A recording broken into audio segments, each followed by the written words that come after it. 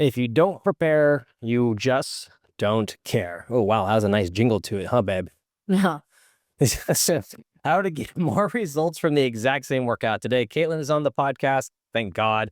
I'm trying to get her on more, but we'd have very little time to actually get here and record anything together. But guess what? We're taking care of it today. So have we got an episode for you? We're going to talk about specifically that the workout starts before the workout. Now, I know that sounds kind of dumb, but Caitlin has a lot of good insights on that. So that's point number one. Point number two, we're going to actually have a goal for the workout. I know, sounds dumb again, but I don't know. We're going to be talking about this today. It'll be fun. Number three is stop chasing fatigue. I know, we're CrossFitters. We love fatigue, but we're going to talk about what good fatigue is and what bad fatigue is. Point number four, we're going to talk about stop just completing reps and start creating reps. We're talking about how reps should actually feel. I really like this one, just specifically because we're going to go on like what muscles you should be feeling, muscle activation, tempo, range of motion, rest periods, all that fun stuff. That's probably my favorite part. Now, point number five, we're going to talk about matching the day-to-day, okay? So what does that mean? It means most people train based on emotion instead of reality. And finally, point number six is the workout doesn't end with class ends. There's 23 other hours of your day, and we're going to talk about how to maximize this so you get the most out of your 1 hour. Are you excited? It's a lot. This is a lot. Let's see if we can bang through this. We got about, 30 minutes? Let's see if we can do it. So, I mean, I'm sure you have noticed that there can be one workout and two people will get a completely different stimulus, or they'll get better results in half the amount of time.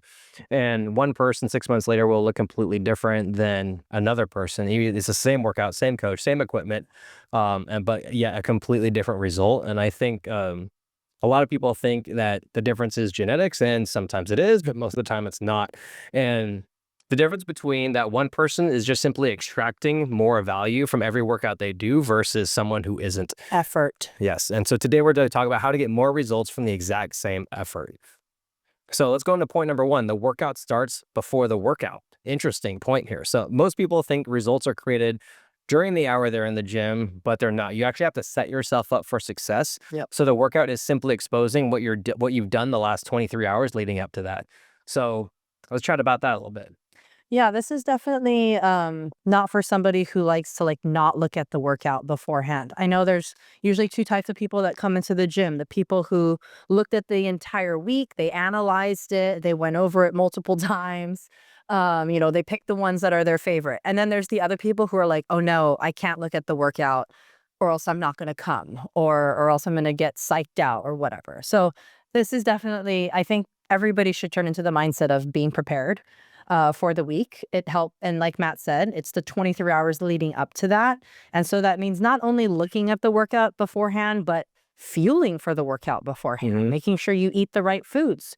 If I'm going to back squat tomorrow, I better make sure I eat a lot the night before. So that way I can utilize that fuel the next day. Same thing goes if I'm going to do like a cardio workout. Well, I need to make sure I don't eat right before the workout. Or if, I don't want to risk throwing up or something like that. So definitely looking beforehand is super important. And I don't know how people don't do that. Yeah, I think we grossly underestimate preparation and what I've been kind of mentally framing it as is that my workout or how I feel the next day is a direct feedback loop of how I either slept or fueled the day before. I mean, I had a bad day yesterday, remember? And it was specifically because I didn't sleep well and I didn't eat enough. Yep. And so you worked out a lot the day before. And I worked out a lot the day before, and I didn't eat enough after the workout. I didn't eat enough leading up to it because I started the workout starving. Yeah. And then, once you work out, your adrenaline, your endorphins are going, you feel great, but you also don't feel hungry. Yeah. And so that's been my big problem lately. So I've been focusing a lot more on eating the right things, eating better, eating more frequently, but also, especially as of the last few days, making sure I get enough sleep, which is difficult to do. Yes. But I mean, there's a significant difference between someone who sleeps 8 hours and someone sleeps 5 hours. Even though the exact same genetics, you put them in the same workout together, we know how that's going to end. Yeah. So I think scheduling is super underutilized. And I am somebody who schedules literally by the minute of every single day. I look at it the night before. I kind of visualize and prepare my entire day, when I'm going to eat, when I'm going to work out, when I'm going to do this, and what time I need to go to bed by. And so if you're not already doing that, you're missing out. You really need to add that to your list. Yeah, absolutely. So just to recap this section, just think about two people who do the exact same class. One person, they slept 8 hours, they ate enough protein, they're hydrated, they ate enough carbs, they're somewhat de-stressed. And then the other person slept 4 hours, they skip meals, they're dehydrated, and they're mentally fried from everything that's going on. I mean, the workout is going to reveal what that is immediately. So use that as feedback towards what can I improve? Because when you really think about it, like the average CrossFit workout, a long average CrossFit workout would be like 20 minutes. And the average workout is right around 12 to 13. Yeah. So 10. yeah, 10. So I mean, if that is hard for you, like either mentally or physically, do a diagnostics on what's going on. Yeah, do a diagnostics on what you're doing outside of the gym. Yes. Because the workout really is like, just again, like we said, feedback. And so your sleep, nutrition, hydration, and recovery is worth studying. And so, we need to go back and look at what's happening before that. Yeah. Let's move on to point number 2, which is have a goal for the workout. I like this one. I think this one's underrated. So most people are trying to accomplish everything at once, muscle, strength, conditioning, skill, speed, endurance. And we have to kind of narrow our focus, even though CrossFit is mixed modal by definition. But there are times and places where we can even isolate something specifically and work on that, even though we have other things in that workout to do. Yeah, absolutely. I think our coaches at Red Wolf do a really good job of kind of explaining the stimulus and explaining the goal before each workout. So it's important that when you're warming up, you have that in mind and you're listening to kind of what is expected. And then again, you're preparing for what you're going to do in the workout to get that stimulus and get that goal. Whether it be, a certain amount of rounds, or a certain time domain, like all of that kind of matters. So that way you can maximize your hour to its fullest extent. Yeah. Or just working on one specific movement of that specific workout. So for example, let's say that you're a good snatcher, but you're not a good runner. And there's like an 800-meter run with like 10 squat snatches at 185. Yeah. That's like, so you're good at snatching, but let's focus on the run. And when you're done with the run, I want you to get on the barbell within 5 seconds of completing your run. Let's work on that. Yeah. Or something in between. Let's say you're not a good snatcher, but you're a good runner. It's like, okay, I want you to slow down your 800 because you're already a good runner. That way you can get onto the bar. So there's 2 different realms, but they both involve getting on the bar quicker. Yeah. And what Matt is saying is like, this is kind of what separates somebody who's been doing the sport of CrossFit or just been doing CrossFit for a longer period of time than like somebody who is new. And it's just identifying kind of what you're going to do well on in the workout and what is going to kind of hold you back. And making those identifications is also really important to maximize the workout in itself. And if you aren't able to do that, I highly recommend you ask one of the coaches to identify it for you, because a lot of the time, I mean, we watch you guys every day. We know exactly like what you're good at, what you're strong at, and what you're weak at. And so we can help you make your workout worthwhile, right? Knowing that you're good at gymnastics, but you're not very good at strength. Well, let's focus on, this today. And the coach can even be like, well, how do you feel today? Oh, I feel really run down. Okay, well, then let's make this adjustment. Yeah. And it's also a good point where like some sort of one-on-one coaching is going to help. Whether it's like you're just talking with us or whether you're booking sessions, it doesn't matter, but at least get some sort of feedback to where it's like, okay, well, where should my primary focus be for this workout? And this is also why people who do work one-on-one accelerate faster, because we're able to identify things a lot faster. We're just able to like see what's going on and be like, okay, I know exactly what you need to work on. Here you go. This is what we're going to do. Yes. You work on that, and then we'll touch base there. I thoroughly enjoy when people ask me like, well, Caitlin, this is my plan for the workout. What do you think? I love it because I'm like, great. Like we're on the same page. I can tell that you are, thinking about what you want to accomplish. Like I can tell you have a goal like this. Those are really good indicators of a good coach-client relationship. And, that's kind of how you maximize your gym time is by, asking for feedback or asking for help or just simply asking for like, you think this is a good idea, right? Like, yeah, that's great.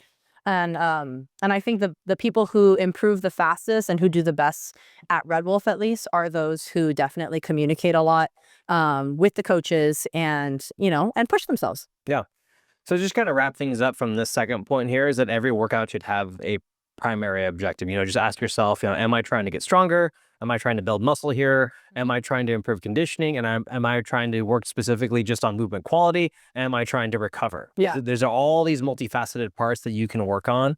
And the more narrow your focus is, the more you're going to get out of it. Yes. And one more last thing is to make sure you stay with one goal for a period of time. So, like I said, if you're following a good training program, a training program follows cycles, and there's emphasis in each cycle. And so just make sure if your focus is strength this cycle, don't veer off. Like, just focus solely on strength. Whether other things take a hit, it doesn't matter, because your goal and your purpose was to get stronger. And so I think sticking with one goal, and again, like Matt said, narrow-minded, that's how you're going to make progress faster. Yeah, exactly. Because how you approach each one of those things is going to, maximize your workout as much as possible, to the point where it's like, okay, this is nice. It's nice having those mini focus sessions, because it gives you something to kind of improve on, and gives you like a benchmark of what you can do next. Yep. Because when you get that detail oriented, it's a lot easier to win, because like, okay, I improved on this small thing today. That's a win, regardless of how I feel. Stacking wins is so important. Stacking wins is important.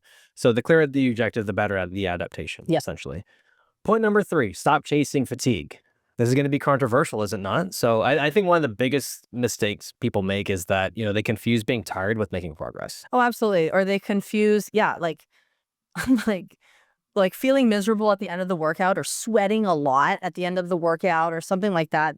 Those aren't like true indicators of, oh, they worked hard, or that was a good workout. Like, if you feel like you're dying all the time, I mean, sometimes it's good to feel like that, but yeah, you should. Yeah, we're not saying you shouldn't. but if you feel like that all the time, then I would argue that the training is like, something's wrong here. Like, you should, again, I think people need to feel like they've won the workout, because that's going to keep them coming back for more. Well, it seems like I'm getting better, so why wouldn't I want to go back? People who are constantly dying probably don't want to go back. They don't want to feel like that. Yeah. So yeah, I would say people, like, you don't always want to feel fatigued after the end of the workout. Sometimes it's nice to feel like you won. Yeah, absolutely. Because I mean, when people finish a workout exhausted and automatically assume that it's effective, like, it's not the healthiest mindset. Because I mean, I don't feel gassed after sometimes when I do back squats. Yeah. But did I get the right stimulus, or did I hit the right percentages? Because I think we have this mentality, especially as CrossFitters, that we need to max out all the time. Like, intensity does not equal maximum effort every time. Exactly. You have to think about it, like, if you're training to run a mile for time, and the only thing you did was run a mile for time, and that's the only training you did, would you get better or would you get worse? I mean, yeah, you get better. You would get better, but don't you think you would get better at a slower pace, right? Yeah. And if you did like, hey, like, I'm gonna run, you'd have 800, 400. exactly. I'm also gonna do 45-minute long aerobics. Like, you do percentage work basically off your mile time. Oh, exactly. And I think as CrossFitters, when we look at like just a regular CrossFit Metcon, we automatically think pedal to the metal, just die, whatever it takes to win. When really at the end of the day, it's about like, what can I do to improve like my pacing? What can I do to improve, lowering my rest times between exercises? And I think that's one thing that really helps me. So if you do take anything away from this section, there's a lot of times where I don't even focus on, how well I'm doing in the workout or not. I just focus on like, am I minimizing my transitions between exercises? Yeah, I think people get attached a lot to numbers. Okay, so either PRing all the time, or always doing heavier weight, or always trying to get faster. And I think what Matt is trying to say is, like, you don't always have to increase the load or make something faster, but instead you have better technique, maybe at a lighter weight, or you moved lighter weight for more reps with less rest in between. And those are all wins. Those are all showing that your fitness is improving, or your efficiency is improving, which is also great. And so, you don't always have to like go to the very extreme to feel like you got the best training for that day. Yeah. And it could also go the other way, though. I do see a lot of people who leave here like unfazed every single time, which would show me then that, like, I don't know, maybe you're not trying hard enough, or if you want to make faster improvement, you need to be uncomfortable, for sure. So it swings both ways. You don't want to be on either end of the extremes. You want to find balance. Yeah. At the end of the day, it's like, you just want adaptation to be the goal. So, I mean, that is swings both ways, like you said, because if you're not doing it hard enough, you're not going to make adaptations. But also, if you're going so hard all the time, you're just going to burn out and not make any adaptation. Yes. So you have to have that good middle ground. Again, this is why having a coach is so important, because it really is helpful to have someone be like, hey, you need to ramp it up a bit here. Yes. And you also need someone to be like, hey, you need to back off a bit here. Yeah. I It's totally like that perspective, too. Yeah, because I think one of the hardest things for me is when I first hired my coach, to zoom out. we would do max aerobic power sessions, which is simply meant he's like, Matt, I want your splits to be exactly the same. So he give me like a 10-minute AMRAP, traditional CrossFit workout, but he's like, dude, I want you to focus on pacing. He's like, you burn out too fast because you go out too hot. So we're gonna work on pacing. So I want you to record every single round and how long it took you, and they should be the exact same split. And it was so hard for me because I want to go out super hot, do my first round in 90 seconds, second round 2 minutes and 30 seconds, third round 3 minutes and 30 seconds. We know how that Yeah, goes. pretty much everybody. And then when it forced me to slow down, I became such a better pacer, Mm-hmm. and I would actually do better because I had enough gas and energy to pick it up at the end. Because when you think about it, moving for 10 minutes straight with different loads and working hard with like a lot of hip dominant movement, a lot of power, Mm-hmm. fatigues you faster than you think, especially in a 10-minute time period. Yeah. So what I learned was that, hey, I could actually do better by putting in less upfront effort and actually pick it up later. And so that's how I kind of approach most of my workouts now. I mean, there's a time and a place to go out hot, but like you said, but that really helped me realize, hey, like I can actually maximize my gains and progress without putting my foot down so hard every single time I train. Yeah. I mean, efficiency, right, is kind of what it's coming down to. Yeah. And again, that's kind of what separates the elite CrossFitters or like just the ones who've been doing this for a long time to a beginner is that we know how much effort something is going to take for X amount of reps because we've done this for so many Done times. so many reps. So many volume. Like I know exactly how long 30 cal row is going to take. I know exactly how long a 30 cal echo bike is going to take. And I know exactly how long a 30 cal ski because I do this so repetitively. And I hear it all the time from people like, how did you know I was going to be off at that stroke? Like I'm like 5 more strokes and I know exactly when they're going to get off because I do this all the time. And the more you do it, the more you're going to learn more about yourself. And I think that's what people need to take away from workouts as well. And this is going to be a point, I think, later on, like number 5 or something you said, of just like knowing how long something's going to take and planning your workout around it. Yeah. But anyway. And that comes with frequency, like we said earlier. And one of our earlier points is frequency. The only way to increase your rate of learning is just simply to do it more. Yes. And the more you do it, the more you're like, oh, okay, and not going through the motions, but actually like reflecting about, okay, how long did that take me? Was that an 8 out of 10 effort or was that like a 5 out of 10 effort? Okay, well, next time I need to go harder then because it was only 5 out of 10. Like, I think people literally leave the gym and they completely forget everything they just did. And I don't blame them. I mean, we have busy lives and whatnot.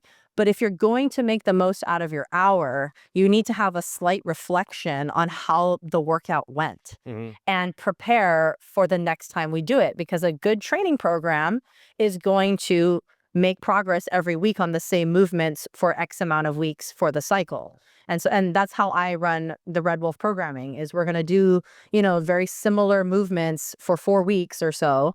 And I want you to make progress on each one. If you leave the gym and you don't log your score and you don't have any idea of what you did in the previous week, you're going to make no progress. I see it all the time. And it frustrates me because I know the potential is there, but it's just one thing that's missing. Yeah, exactly. And I think one thing also people don't realize, we cover this in another podcast, we're not going to cover it in this one, but you also need time, and allows you, when you do reflect, to recalibrate as well. Because when you get fitter, guess what? You can go a little bit harder. Yeah. Or it's like, hey, you're not as good at this, so maybe you back off a little bit. Like it allows you to get the most out of your workout. It's the whole point of the podcast. It allows you to just recalibrate, right? Be able to be like, I'm going to take a different approach to this. Like this went well, this didn't go well. I'm going to take a different approach. Yeah. Essentially. Point number 4, stop completing reps and start creating reps. This is the one I think I'm most excited to hear you talk about because we've talked about this before, like, candid, like off camera, of course, but most people think the goal is just to finish a workout, and it's really not. It's the goal is to create a training effect, to create adaptation, hence bringing it back to the last point. So we have to know exactly what's happening here. So most people are just focused on counting the reps, getting the reps over with, whatever, just doing it, lifting as heavy as I can, and boom, I'm done with I did like one actual heavy set. But the people who see results focus on execution and something specific with each exercise that they're doing. So for example, they're paying attention to muscle activation, tempo, range of motion. They're tracking how long they're resting between sets, their RPE, which is their rate of perceived exertion, bar speed, bar path, things like that, grip, stance, movement quality. It's not just about moving the weight, it's about creating the right kind of tension. Yeah. And I talk about this a lot in class, and I call it surviving the workout versus attacking the workout. And you can always see the difference in people, and you can identify individually people who are literally just surviving and like I have to do 10 pull-ups. I have to do 10 pull-ups. They don't even care what type of pull-up they're doing, or let alone if it's chin over bar or not. It's just they know they have to do 10 pull-ups. And then you see the other people who are like 10 pull-ups. Okay, I really want to be able to do a strict pull-up. I'm going to try to make these 10 pull-ups really challenging and make sure I'm using my lats and I'm getting full range of motion. And you can see the difference in action. And I only wish sometimes I had like a camera attached to my head so I could videotape what is going on, and you can identify this all the time. And it comes back to making sure you have a goal and a purpose with the workout and for each movement involved in that workout for the day. Yeah. Well, I think a lot of times also it comes down to how you approach your strength work as well. I think this is where I see the most need for improvement, at least at our gym. Sets all the time. Yeah, lack of working sets for sure. But also, you can have two people squatting 225 for, let's just say 10 reps. Yeah. And then one person just rushes the set. Yeah. They're strong and they just bust through it. But that same someone who's still strong can still benefit from controlling the rep. Oh, absolutely. From maintaining tension, following the intended rest period. Yeah. Finishes at the prescribed rate of perceived exertion, the But same rate, same reps, because is a different outcome. It'll show, because as soon as you go heavier on the bar, they're probably going to fail because they haven't practiced the right tension and the right mechanics as if the weight was a little bit more challenging. And you always see them fail. And then you see the other person, like you said, who had this goal or intent of the movement, and they're the one who PRs, or they're the one that lifts heavier weight because they tried harder. I can't emphasize this enough. When people have a PVC pipe or an empty barbell or just lightweight in general, you have to pretend as if it's not. Yeah. And that's the only way you're going to get better. That's the only way you're going to lift the weight that is your goal. Like, oh, I want to be able to lift 135. Okay, well, if you just like keep half-assing your 95 pounds all day, trust me, you're never going to lift. Yeah, like facts all. Yeah, and you just go, you're just all over the place. Because when it comes down to actually being tight and having tension, you've never practiced that. So yeah, having major intent in just your movement, it matters. It really does. And activation. And that's why I have the pointer now, in order to you love that thing. I do, because it allows a tactile enforcement of, hey, do you feel it here? Because a lot of times people, when I say, do you feel it in your lats? You don't even know what lats are. So I have, and now I can point to and it. now I can touch it and be like, here, do you feel this? And they're like, oh yeah, exactly. It's great. It's a game changer. Yeah, and I think when I first learned intent and what I should be feeling was when I first started doing tempo, when my coach prescribed it to me. I remember doing sets of back squats. Like I think I was doing like sets of four, like four sets of four, as heavy as I wanted, but the tempo had to be a 4-0-x1. So 4 seconds down, 0-second pause, but then I had to come up as fast as I could. But I was only allowed 1 second at the top. That's rough. To maximize that I'm not going to go overloaded either. And that was actually one of the hidden things that I found that was extremely effective, was like, I'm only allowed 1 second at the top. If I have to pause longer, the set technically does not count. Yeah. And it gives me feedback on that it's too heavy. Yeah. And because again, we have this mentality that we have to go ridiculously heavy anytime we do strength work. But at the end of the day, the thing that grows muscle and the things that get you stronger is mechanical tension. Yes. And also, I think people forget that what drives that, why CrossFit and other not as well developed in terms of programming CrossFit gyms is that since they do max out all the time, they do go high intensity all the time, is that first off, in terms of adaptation, neurologically, you'll adapt first. Then the muscles will adapt. And finally, the tendons, ligaments, connective tissues, joints will adapt. Right. So when you go max out hardcore all the time, you'll adapt neurologically, the muscles will adapt, but the last thing to adapt are your joints. Yeah. Essentially. And they can't handle. And they can't handle it. That's why, and then but people get injured. So it's like, that's what I really learned. And then when I asked him, I'm like, hey, why do we do so much tempo work? And he's like, Matt, you're not only training neurologically, and you're not only training your muscle groups or your skeletal muscle mass, you're also training your tendons and ligaments to adapt as well, which is going to give you better durability. Yeah. It's going to allow you to take on more volume later. Yeah. And here's another thing that just popped in my head. When it comes to programming for class, I can't always fit in tempo work and strength work here and there. So this is why we're taking the time to talk about that. It's important that if you've been here, a part of Red Wolf, for like 3 to 5 years. It's time now to start really like taking it to, if you want to take it to another level, you have to think about these things on your own or just constantly ask one of the coaches, because you have to make the choice. Like today, I'm going to focus on going a little bit slower in my squat when there is squats. Even though there's not tempo programmed, I'm just going to try to be more intentful with my squats today and do that on my own. And I think that's again what kind of starts to separate people, and that's where you start to really make some growth, both for yourself in your fitness and I guess in your hypertrophy as well to get stronger. But Yeah. but that is something that I can truly say when I program, it's hard for me to fit all those little pieces in. Um, because programming for class is a little bit different than programming for like someone who's training for something. Yeah. So yeah, this type of thing is definitely advanced, but it's not something that is unknown. And I definitely think a lot of you have the experience to kind of start just implementing this yourself into your programming. Yeah. So basic just rule of thumb that will help you if you're listening to this and it's something you want to try. Probably the easiest tempo to remember is just 30x1, Yeah. which is Anything. which is for anything, which is gives you better time under tension, which is just pretty much 1 to 2 seconds slower than how you usually go down. So Yeah. the eccentric phase of the movement, which is the lowering phase. So for example, on a squat, you will take 3 seconds to get to the bottom of the squat. Yep. You will come up quickly and only pause for 1 second at the top. It's probably one of the most basic and one of the most easiest things you can apply across all rep ranges. Yes. And same thing on a bench press, 3 seconds down, 0 pause, 1 second, only 1 second at the top. That's really important to remember. Yeah. Any kind of strength work, you're going to benefit a ton from that.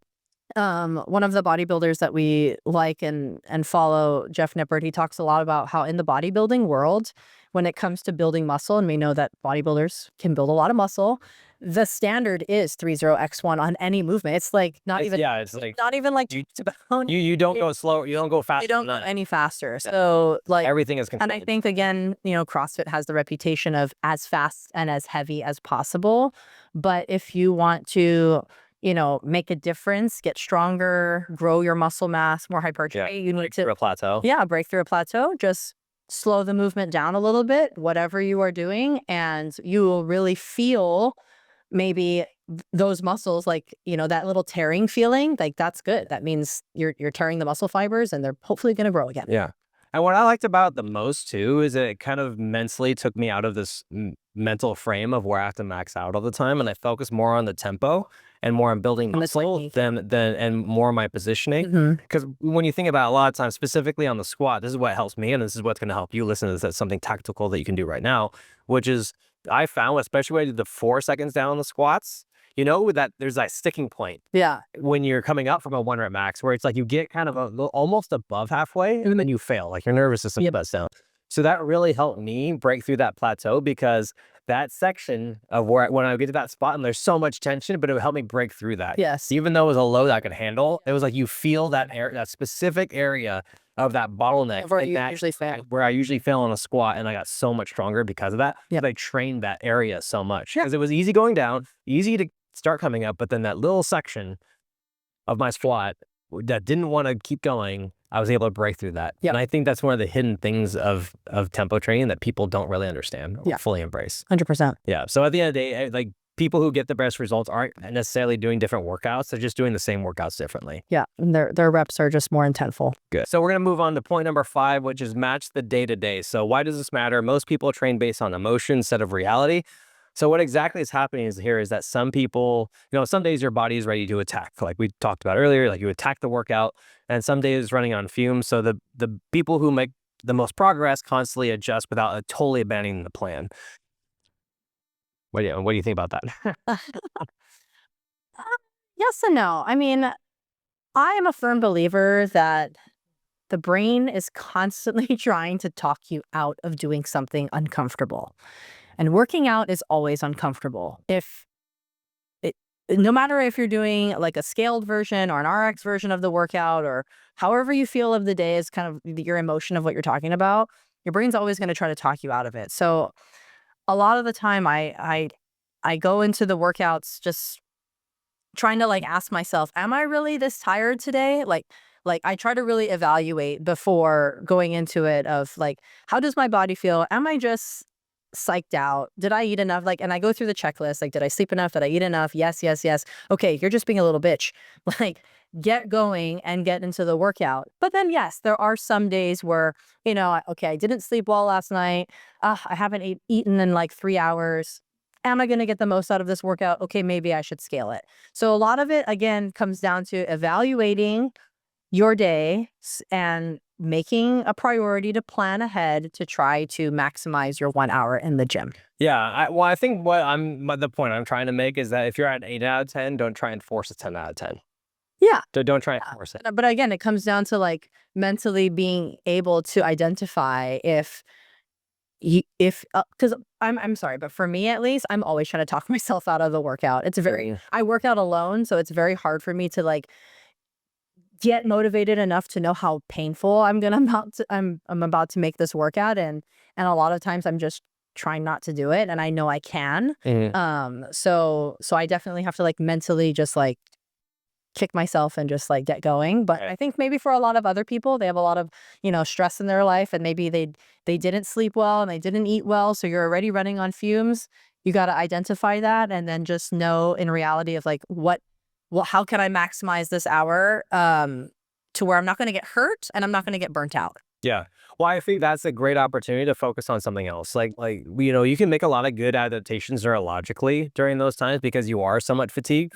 So if it's like a physical fatigue, even if it's a mental fatigue, it's like, hey, you know what? I'm really going to dial in my mechanics today. Yeah. Like every rep beautiful. Yeah. I may not be intense, but I'm going to make some sort of progress here to where I'm going to at least improve my movement patterns and become more efficient because I am tired. Yeah. Because I think a lot of times, and because I learned double unders tired. One day it just clicked because I'd stopped caring and I started doing, I'm like, oh my God, I got it. And so like sometimes learning things under fatigue are good because you mentally detach from the outcome. And same thing with burpees. Like I became more efficient with burpees because I was tired from burpees. So because when I first started doing burpees, I would do the whole push up. Like it was like a segment. Like a negative. Yeah, it was like a segmented burpee, individual movement burpee. Yes. And then I learned to become more efficient just to like flop to the ground, and do kind of like a stretch of the abs and then kick my feet up. So and same thing with like stepping up on a burpee is like, and when I'm really like I did that one day. I used to never do that. And then one day I was just tired that day and I started stepping up into my burpees and I was like, great. And I was like, oh, this is so much easier. I don't know why I didn't do this earlier. Yep. So anyway, learning how to listen becomes a skill. It's definitely a skill, and that takes time. And again, comes back to frequency. You have to do this frequently, and you have to do it when you don't want to do it to become better at it. Yes, 100%. I mean, or else you just feel like you're winding up every single time you come into the gym. It feels like a wind up again. Like you have to be moving consistently to feel good, even when you're uncomfortable, or otherwise it's just painful. Yeah. Well, also I think it's a mental thing too. Is like when you do it tired, you do it like when you're not 100%. You build this muscle that when it is easier. Yeah. Then my workouts are gonna be fantastic. Yeah. Like nothing's better than when you hit a workout that day and you're at 100% and you feel great and you crush it and you're like, that was awesome. Yes. And that gives you so much more confidence.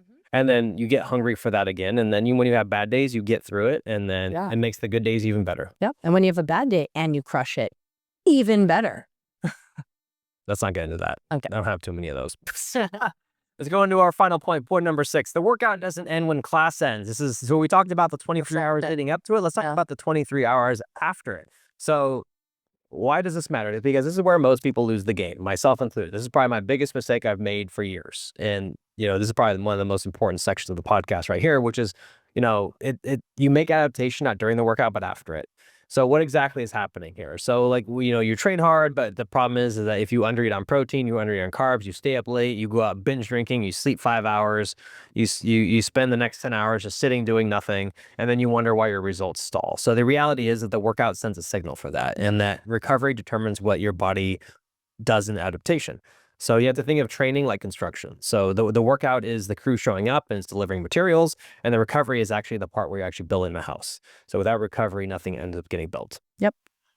Yeah. Everybody, like I said earlier, it was that reflection process after the workout, and just identifying, what went well, what didn't, how can I improve the next time, log my score, write some notes, and then thinking about how I'm going to fuel for the next day or how I'm going to fuel after.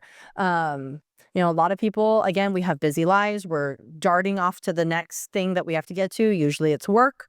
Um, unless you came from work, then it's darting home to like make dinner or whatnot. So it's just making sure that you plan ahead. I can't emphasize that enough. Either have meals prepared or, snacks ready to go. Those are the things that's going to set you apart and just really going to, make leaps and bounds for your performance. And then working out isn't going to seem so bad. Like people who dread working out probably don't prioritize working out anyway. And everything that is involved with that. So yeah, probably sucks. But if you're somebody like me who just over plans everything, like this is like the highlight of my day. Yeah. And I think people grossly underestimate that when you have the lifestyle dialed in of someone who has the identity that I work out, I prepare, I eat well, I sleep well, I manage my stress as best I can. Yeah. That is worth it because it makes everything else in life so Much easier. much easier. And I know that for a lot of people, that's a hard hurdle to get over mentally. But I'm telling you, from my perspective, as someone who used to be super lazy, who used to hate the gym, who used to eat McDonald's all the time and drink soda, I'm telling you that the life I'm living now is 10 times better than the life I was living before. I wish you guys could have seen me before I got into working out. I was not this person at all. Yeah, and Matt and I talk about this a lot is that people think that like things are easier for us and we've always been like this, but we really haven't. I had somebody ask me the other day, they said, "Can I ask you a personal question?" I said, "Yes." They said, "Did you ever have to lose weight in your life?" Because they assume that I've always looked like this. And I was like, "Yeah, I've been pregnant 3 times. I gained 50 pounds with my pregnancies." So Your first pregnancy, especially. yeah. So, I know what it's like to kind of lose weight or have a goal to hit or whatnot. It's just it doesn't come easy.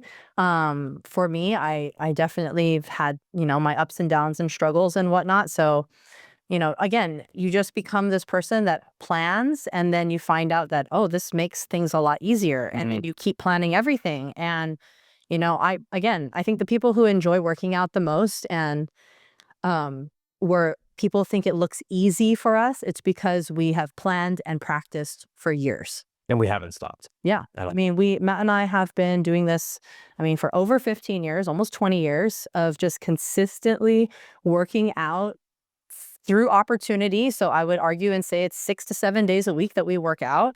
And some people call us crazy, but others would say that, we're probably living the life. And we really haven't had any problems health wise or fitness wise in this many years. And when people come and tell me that, I see them, they're always sick. Like every other month they're sick or every other month they're like injured or something like that. Yeah. I can honestly say that, we haven't had to experience that. Yeah. No, and I think people also forget, I mean, on the opposite side of the spectrum of you losing those 50 pounds and recovering, like I was there. Like it was really hard on all 3 pregnancies. And then you bounced back and became 10 times the athlete because of the mentally of having to rebuild yourself. But I think a lot of times what people also forget, and this is what I had to go through too, is that we were both really skinny and weak when we first started. My God. Oh my, it was so weak. I forget. I started CrossFit at $150. Yeah. And skin and bone, like 150-pound mat. Like I'm 50 pounds heavier now. Yeah. Can you guys imagine me at 150 pounds? Like I was so skinny. And so it took me a long time to build my strength and to get better. And same thing with you. When you first joined the gym back in 2013, and we're like So skinny. you were skinny and weak. Like there's a picture of you that I still have of when you first joined, like probably within the first few months of you doing like a 75-pound No, squat. it was less. It was just the tens. It was 55. A 55-pound squat thing or a front squat or whatever. And it looked like your knees are caving in and everything and you're skinny and you're. But yeah, like again, I feel like a lot of people who listen to our podcast and who are at the gym, you guys are just starting your CrossFit journey, and I'm so excited for how fast all of you have made. You guys have made progress 10 times faster than we have. And I can only say that just keep focusing on making the most of your hour in the gym, and I can honestly say that you don't need that many hours. I mean, Matt and I used to train like 3 hours, 4 hours in the gym consistently when we would follow other programs. And now we spend, 1 to 2 hours at the most doing our own programming that we write. And I think we're the fittest, or if not fitter than we, have been in the past. I mean, other than Matt when he was competing and he was the most fit. But I was also getting custom programming from a Yes. CrossFit Games level coach. And again, you were spending like 4 hours working out. Yeah, I would do day. a full So 2-hour morning session, 2 hours. in regards to maybe the last 10 years, our oldest is going to be 8. So I would say in the last 10 years,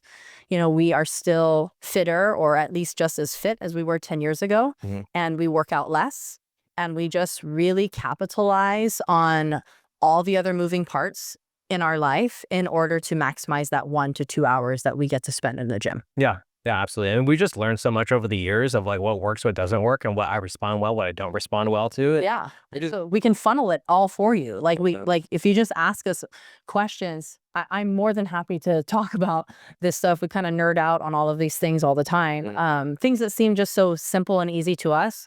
It might be your first year really dialing in your fitness. And so, ask us all the questions. We can make it faster and easier for you to make progress. Yeah, absolutely. Yeah, talk to us anytime, guys. We're always here to help you guys out and everything. Any final things you want to add before we wrap things up?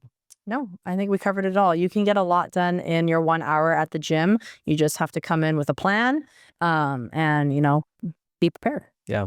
I think if you take anything away from this podcast, I think the one recurring theme that keep coming up was just frequency. It's like the only way to improve, the only way to get feedback is to do it so many times to where it's like, oh, I know exactly what works and what doesn't work. Yep. I find that, it applies to almost everything. Like when I started making more content, it's like the more I made, the more I got feedback, the more I found what worked, what doesn't work, and to where it became easier. So, so the real reason two people can have the exact same workout, get completely different results, has very little to do with the workout itself. One person treats training like an event, the other person treats it like a process. And it's really important that you show up prepared, you know the goal, you don't chase fatigue at all times. There's times where you should. Execute every rep with intent. I think that's extremely important. And then you adjust based on what your body is telling you, and then you recover like your results depend on it, because they ultimately do. And the workout's only an hour, but guess what? There's 23 hours out in the day. So what are you doing with that time to either prepare or to recover from that training session? Yep. Thank you so much for, well, I can't even talk. Thank you so much for listening. Good luck, have fun, and Nailed it.